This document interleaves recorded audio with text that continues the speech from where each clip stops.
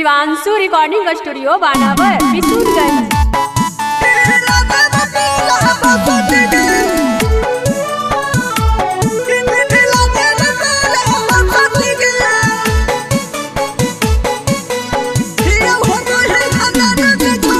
नजर उठा के देखता हूँ ना कोई इतना हो कोई हंसती गे।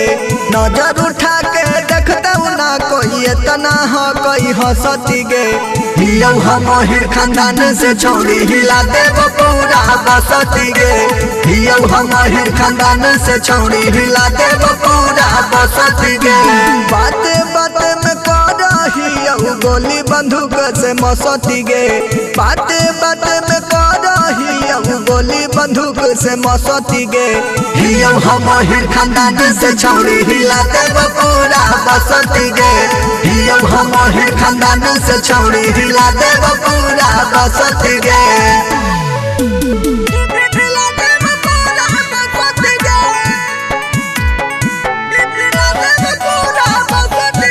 Mix boy Manish Arya. कोई नहीं हमारा से पाव हऊ पार गे। जान हऊ सब यही रहो हऊ रंगदार गे। हे गे छौड़ी कोई नहीं हमारा से पाव हऊ पार गे। जान हऊ सब यही रहो हऊ रंगदार गे।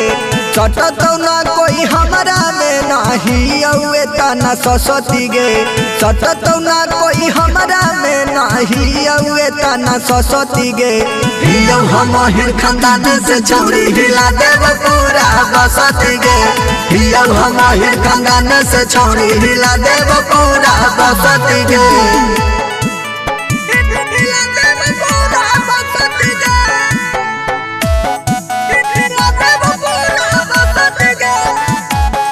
हगे सभे हिरान छौड़ी हो हौनी डर गे।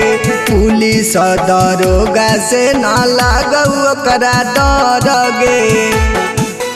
हेगे पतर की सभे हिरान छौड़ी हो हौनी डर गे। पुलिस दरोगा से ना लागऊ ओकरा डर गे। सोनू मनीष से कोई नहीं करऊ जबरदस्ती गे। सत्या भाई से कोई नहीं करहु जबरदस्ती गे। हियो हम हिर खानदान से छोड़ी हिला देव पूरा बसती गे। जाति के हियो हम हिर के छोड़ी हिला देव पूरा बसती गे। शिवांशु रिकॉर्डिंग स्टूडियो बानावर किशोरगंज।